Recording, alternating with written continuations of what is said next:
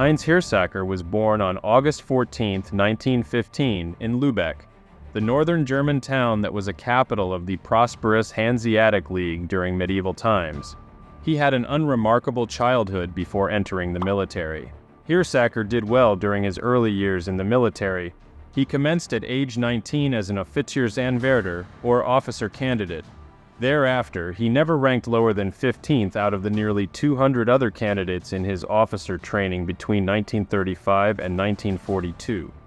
He so impressed his superiors that he was among the first among his peers to be selected for U-boat training in 1937. By that time, he had already been commissioned as a Oberfähnrich zur See, or senior ensign at sea, and Leutnant zur See, or lieutenant at sea. He would go on to earn the rank of Oberleutnant zur See, or first lieutenant at sea. His selection to the U-boat division was a prestigious assignment, given that he was judged to be highly professional. However, already then, Heinz Hirsacker was not liked by many of his cohorts.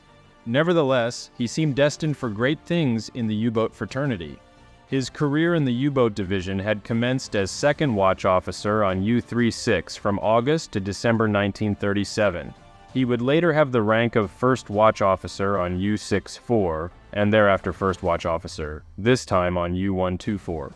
Hirsacker's impressive rise in the ranks culminated with him being awarded the rank of Kapitänleutnant, or Captain Lieutenant, on September 1, 1941. This was the second-year anniversary to the day of the start of the Second World War, and Germany was still very much in the ascendancy and seemingly winning the war. It must have no doubt been an auspicious occasion for Hirsacker. In fact, Hirsacker had already taken command of U-572 a few months earlier, on May 29, 1941. He was not even 26 years of age and already in full command of a U-boat. The high command at U-boat headquarters in Kiel on Germany's Baltic coast no doubt had faith in the young Hirsacker. So what went wrong for him? One has to wonder why Heinz Hirsacker was even given command of a U-boat when it later transpired that he had mental problems before he landed that role. In fact, Hirsacker had even developed a phobia about serving on U-boats. He had apparently on numerous occasions requested that the Kriegsmarine reassign him elsewhere. He did so discreetly because outward mental issues would have meant the end of his military career, or worse. Yet his high command insisted that he not only remain in the U-boat division, but that he be a commander. Could the U-boat division have been that lacking for experienced officers in 1941? Perhaps so. Even so, it's clear that Hirsacker was anything but an ideal candidate for leading a crew of men out to sea in a submerged vessel. It soon became clear that Heinz Hirsacker was doing everything in his power to ensure that he and his crew never engaged with enemy vessels. Proof of this was evident in his first two patrols at the helm of U-572. His first patrol had departed Trondheim in German-occupied Norway on September 2, 1941, the day after he had been made a captain lieutenant. For that first patrol, he returned empty-handed after 31 days out at sea. His second patrol was no more illustrious. For that one, he departed from French-occupied Lorient on November 29, 1941. He too returned after 31 days at sea for that patrol, and once again, had not even had contact with any enemy vessels, let alone sunk or damaged any. What was up with Heinz Hirsacker, the commander of U-572? For one thing, he seemed to have a knack of losing contact with the enemy, and that was based on feedback from members of his crew, many of whom did not like the man. However, it was his third patrol that really alarmed and subsequently angered his high command. That patrol had commenced out of Brest, another port in German-occupied France, on January 7, 1942. During that patrol, he had been ordered to steer his submarine into the Mediterranean, yet Hirsacker had given up on doing so and requested other orders instead. Entering the Mediterranean was a risky undertaking, but other U-boats had successfully done so by 1942, and so Hirsacker's refusal to do so was not acceptable. Upon return to base in Brest in German-occupied France, Hirsacker was given an angry rebuke by his superiors. Even Admiral Karl Dönitz was reportedly furious at him. Hirsacker was met with scathing appraisals of his leadership, such as one report that read, "Hirsacker lacks the necessary energy, resolve, and absolute will to succeed." Another report noted how Hirsacker's effort to break through the Straits of Gibraltar was pursued with little vigor and then given up for no discernible reason. No doubt under heavy fire from his superiors, Hirsacker finally showed some commitment during his 4th patrol with U-572. During his 62 days at sea, Hirsacker oversaw the sinking of 2 ships and damage to a 3rd. The 2 ships sunk were both merchant vessels, namely the Panamanian-registered Desert Light and the British ship, Empire Dryden. Both had been sunk northwest of Bermuda in the Caribbean Sea. The 3rd ship was the British tanker, named Ensis, which sustained slight damage due to gunfire from U-572. There must have been some relief when he and crew returned to the Port La Palisse in France on the 14th of May, 1942, after that successful patrol. No naval vessels had been sunk, but at least enemy merchant vessels had been hit by U-572. It's worth noting that Hirsacker had even discovered some convoys during this 4th patrol, although once again he had somehow lost touch with most of them. Some habits die hard, it seems. Also worth pointing out is that all 3 of the merchant ships attacked were unescorted and unarmed vessels. However, even that somewhat better 4th patrol was to prove an exception to the rule, as Hirsacker was not able to improve on them with his 5th patrol. That patrol, which lasted 66 days and also commenced out of La Palisse, once again proved mostly fruitless. More than 2 months at sea, and U-572 had only been able to sink 1 enemy ship, the Delfshaven, a merchant steamship from the Netherlands. It too was unescorted when attacked by U-572. It was his 6th patrol which was to be Heinz Hirsacker's downfall. He and his U-572 crew set out from La Palisse on October 12, 1942. The submarine would be out at sea for 42 days, returning to France on November 22nd without having sunk or damaged a single enemy vessel. This was stunning given the amount of success of other U-boats in the same waters at that time. U-572 had been assigned to convoy SL 125 in late October 1942, along with 9 other U-boats in what was called the Streitaxt group. In just 5 days, 8 of the submarines in that convoy sank 12 ships totaling 80,000 tons, while damaging 7 others.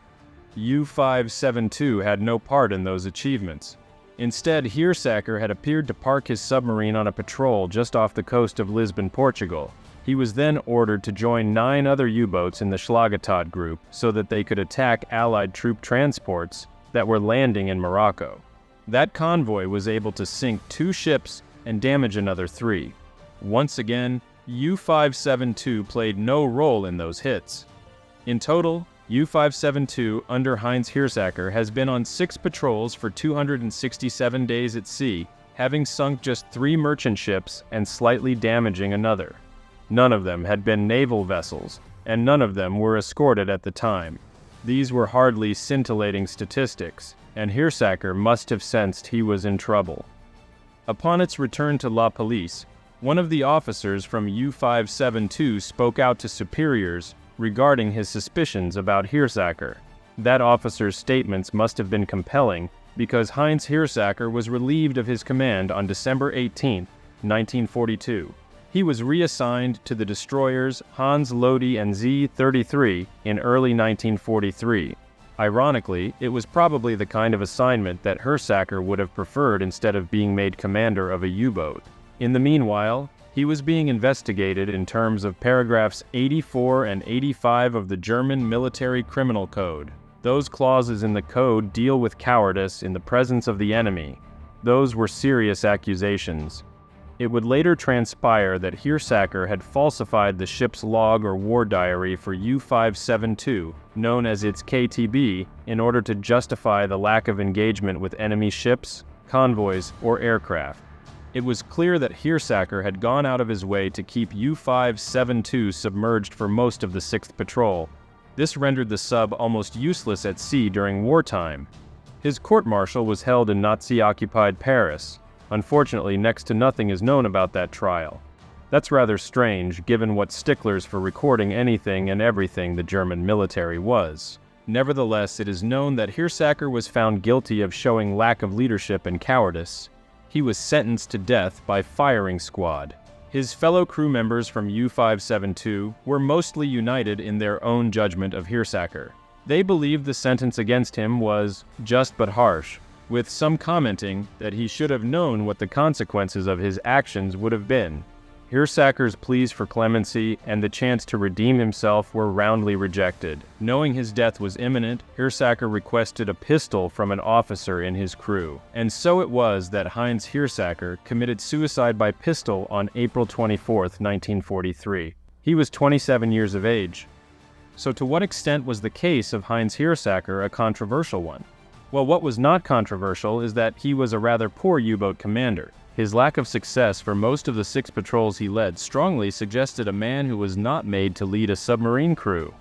Furthermore, as already noted, Hirsacker actively engaged in going out of his way to avoid engagement with the enemy. Even more egregiously, he falsified ship logs in order to justify his actions.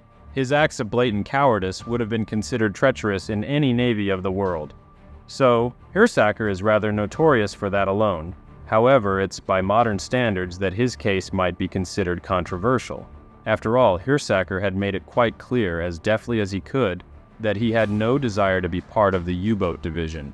Yet the High Command had insisted he remain in it, and as a commander. Why did they do that? The man clearly had mental health issues. Also, even though he was cowardly and not a worthy commander, had he endangered his crew by keeping them away from battle? Had anyone died unnecessarily under his command? These may seem questions not befitting of a naval officer, or even relevant under military law, but they do beg at least one important question. Did Heinz Hirsacker deserve to be condemned to death by firing squad for his omissions? Besides Hirsacker, a total of 5 U-boat commanders committed suicide, among them Peter Scheck, Hugo Förster, Karl-Heinrich Harlfinger, and Friedrich Steinhoff. However, only Zech did so when in actual command of a U-boat at sea. It does suggest, however, just how immense the stress of being a U-boat commander must have been. The prestige came with a high price. For some, the responsibility of being U-boat commander became too much once captured or relieved of their command, and so they chose to end their life. That was certainly the case of Heinz Hirsacker, the first commander of U-572.